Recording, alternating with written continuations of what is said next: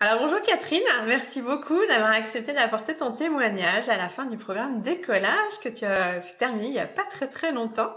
Alors pour le bénéfice de celles qui vont visionner ton témoignage, j'aimerais qu'on commence par te présenter. Dis-moi un petit peu en quelques mots ta présentation. Eh bien, je m'appelle Catherine Chalut, j'étais orthophoniste. J'habite à New York et je suis maman de deux ados, en fait, d'un ado et puis d'un jeune qui est parti à la fac déjà. Mhm. Et puis, maintenant, je me présente comme l'allié des Français du monde qui désirent être accompagnés pour pallier aux difficultés de langage d'un membre de la famille. Mais j'ai un double projet. Donc, en fait, je suis aussi l'allié de ceux et celles qui veulent offrir des mots cadeaux et dire la vie pour faire rayonner celle de leurs proches. Voilà, Voilà. puis il y a un super beau fil rouge qui est aider à dire, aimer à dire au-dessus de tout ça. Voilà. Alors Catherine, j'aimerais que tu me parles un petit peu de la situation dans laquelle tu étais avant de démarrer le programme Décollage. Alors, la situation, elle n'était pas bien belle. J'étais salariée dans une école où je travaillais en tant qu'orthophoniste depuis de nombreuses années. Et en fait, je l'ai réalisé plus tard, mais j'étais vraiment en plein burn-out, en me disant que je pouvais plus continuer à travailler de la manière dont je travaillais là, qui correspondait plus du tout à mes éthiques de travail, hein, et qu'il fallait que je me réinvente, que je fasse quelque chose de différent, parce que j'étais en train de perdre mes priorités de vue. Voilà. D'accord. Et oui, tu n'avais pas encore de patient ou de client à toi, en fait. Tu étais encore... Non, parce que l'orthophonie, je l'ai faite en privé au tout début. Je suis arrivée à New York, puis après j'ai travaillé en école.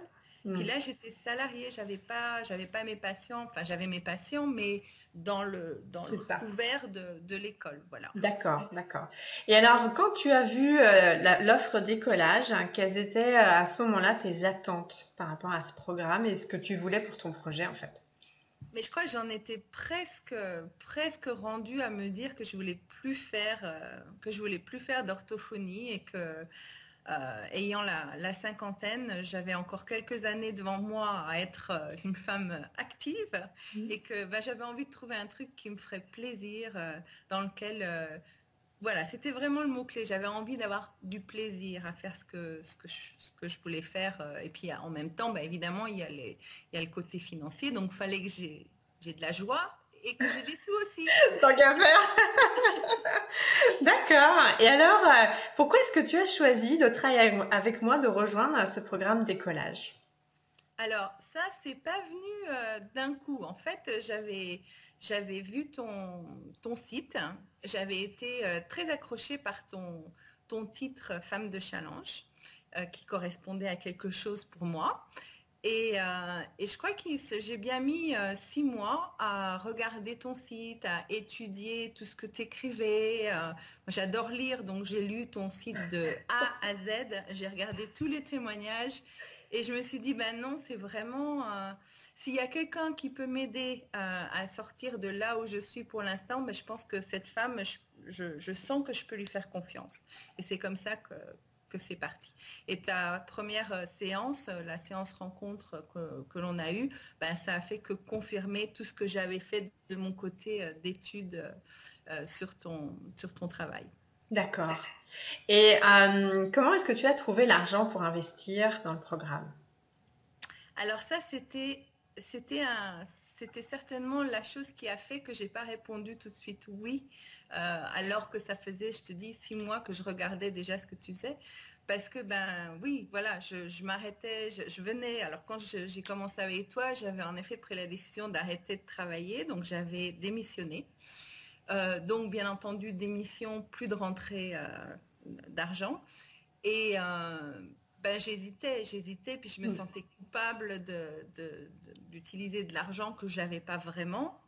Et en fait, ben, je me suis lancée en me disant que ce serait un investissement. J'en ai parlé avec mon mari, on s'est dit ce sera un investissement et on verra ce qu'il en est. Et je suis tout à fait ravie de te dire que là, ça va faire quoi? 15 jours qu'on a arrêté décollage et ben, moi, c'est remboursé déjà, hein. Hmm.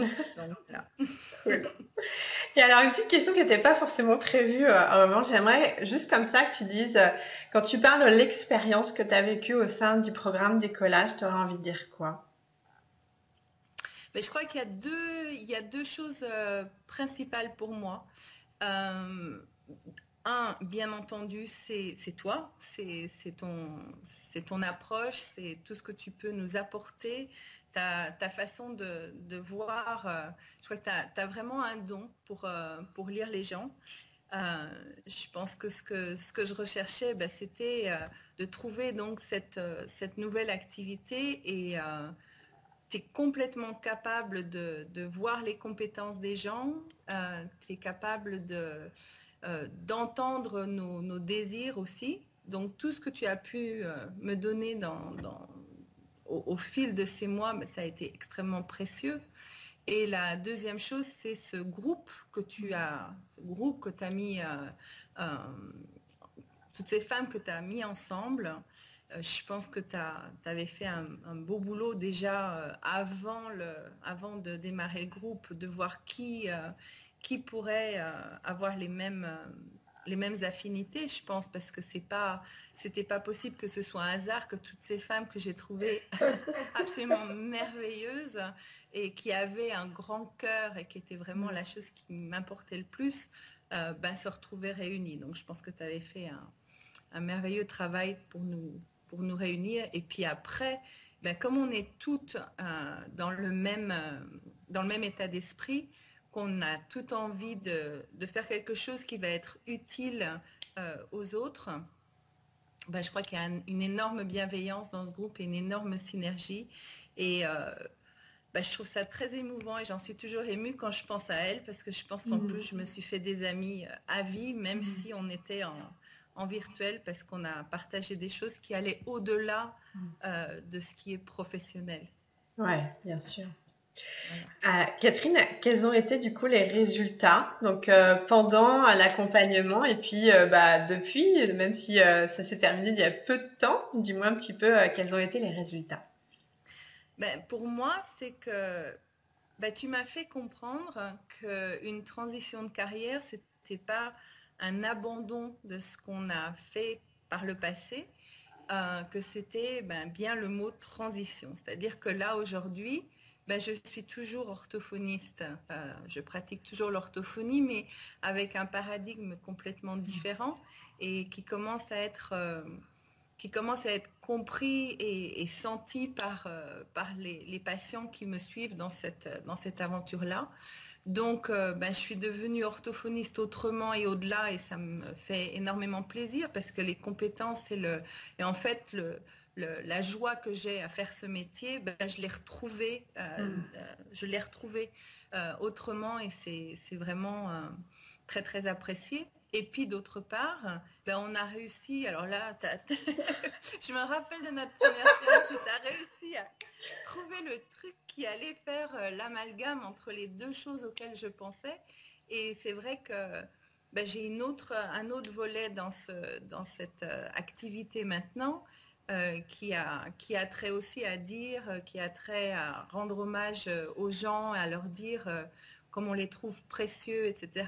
Et ça va de pair avec l'orthophonie en fait et tout ce qui était communication. Et ça, ben ça je te le dois parce que Hmm. je l'aurais certainement pas trouvé toute seule ou en tout cas je serais restée coincée avec deux activités et puis je me serais éparpillée alors que là, Hmm. comme toi tu le dis et j'allais dire nous l'enseigne parce que je pense que c'est un enseignement, ben, je me sens alignée dans ce que je suis en train de faire.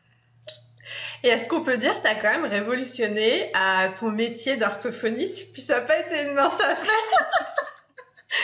Parce que maintenant, du coup, bah, tu peux aussi bien avoir des clients, enfin, ou des patients, je sais pas comment tu veux les appeler, à New York, mais aussi à travers le monde. Puis forcément, avec ton deuxième projet qui est plus sur les témoignages, les albums, c'est plus concevable facilement. Mais je sais que l'orthophonie, voilà, ça a été un stretch énorme dans cette C'est révolution de paradigme, en fait, pour toi. C'est vrai, c'était énorme parce que pour moi, l'orthophonie, ben, étant dans la relation et puis dans le côté maternant et nurturing de la relation avec l'enfant ou le patient, je voyais mal comment en virtuel j'allais pouvoir le faire. Or, j'avais besoin de remplir mes cases horaires de journée qui n'étaient pas Mhm. seulement après l'école, et c'était une grosse épine pour moi. Et donc, tu me parlais de travailler en visioconférence et en virtuel, et je me disais le virtuel dans un métier qui a tout à faire avec la relation, je voyais mal. Et en fait, plus je le fais là, plus je me rends compte que ben non, on perd rien. Et Mhm. une des choses que Décollage m'aura appris aussi, c'est que, en effet, toutes les relations que j'ai eues avec toi, avec toutes les femmes du groupe, ben, elles étaient virtuelles et elles en étaient pas moins vraies, authentiques et sincères. Donc, ben, je peux reproduire ça dans ma pratique avec les enfants. Et je suis étonnée de voir que même les enfants tout jeunes, tu vois, je m'attendais à ce que ce soit les 11-12 ans qui sachent faire. Et en fait, j'en ai de 7-8 ans. Ils sont Mhm. hyper spontanés, ils rigolent. Enfin, j'ai rien perdu. J'ai rien perdu, au contraire, parce que ben justement, je peux m'adresser à des familles qui sont partout et aider un maximum de gens. C'est ça. Puis surtout qu'au début, tu disais, voilà, ça te prenait du temps à déplacer. Puis au début, tu dis, bon, je vais réduire mon périmètre. Enfin, du coup, ça a été, voilà, difficile d'arriver à envisager ce nouveau paradigme qui, du coup, t'ouvre maintenant, voilà, des portes dans tous les pays du monde. Puis tu désenclaves aussi des familles qui ont besoin de toi dans Voilà. ta façon, C'est, dans ta c'est, je expertise. crois que c'est vraiment ça. C'est une des choses que tu sens et que tu arrives à nous. Je redis le mot enseigner parce que pour moi, c'était vraiment un enseignement. Euh, mais c'est ça, c'est que ben, on peut se stretcher et, comme tu dis, sortir de la zone de confort où on connaît, où on a ses compétences. Et c'est pas une mince affaire, en effet. Et ça vient pas en 5 minutes. Et c'est grâce à ta guidance, mais aussi à tes encouragements et puis à ta méthode, parce que c'est très méthodique en fait tout ce que tu nous apportes. Et puis au regard de ces femmes qui sont là, qu'on se lance et après, ben, on s'épate toute seule en fait, hein. Ouais. Voilà, je me suis épatée. Et je sais plus, est-ce que tu voulais mentionner d'autres résultats par rapport à Décollage? Je sais pas si je t'ai mis de la confusion dans ce que tu voulais partager.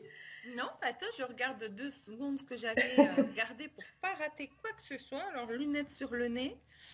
Non, ce que je voulais simplement aussi ajouter peut-être, c'est que ben, je crois que le résultat, au-delà donc d'avoir retrouvé une activité professionnelle qui est constante maintenant, là, c'est aussi d'avoir retrouvé un équilibre de vie au-delà de cette profession et que bon, j'en étais arrivée à être un moment difficile dans ma vie où je me disais, mais c'est affreux ce que je vais laisser à mes enfants. Je suis pas une femme épanouie en ce moment.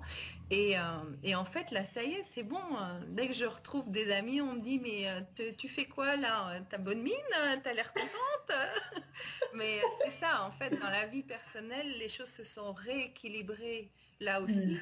Et, euh, et puis tu te retrouves, en fait, tu te retrouves toi, la personne Hmm.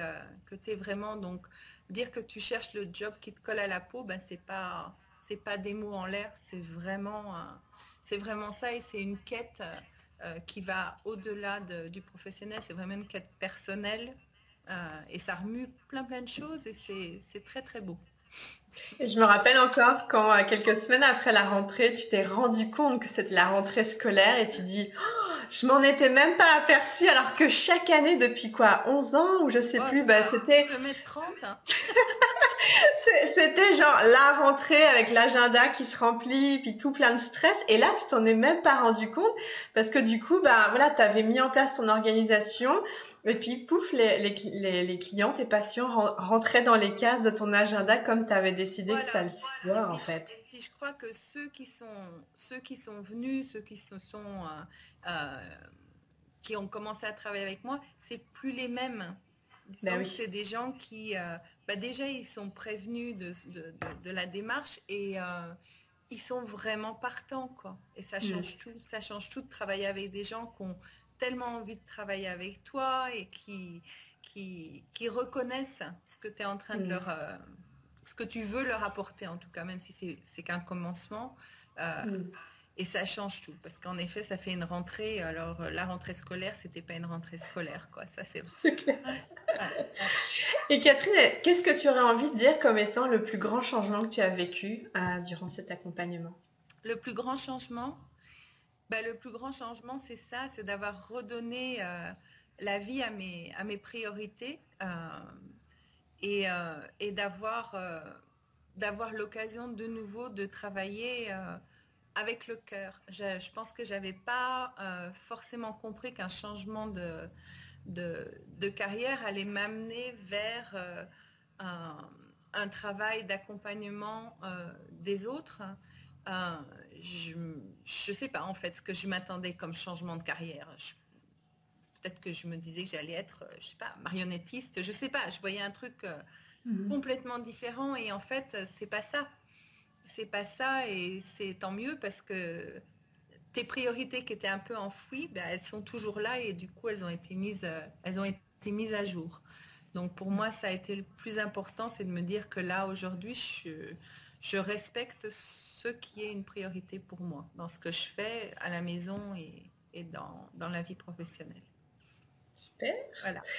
Et alors, Catherine, qu'est-ce que tu aimerais dire à des femmes qui sont peut-être là où t'en étais toi avant de commencer l'accompagnement et qui hésitent à rejoindre le programme d'écolage?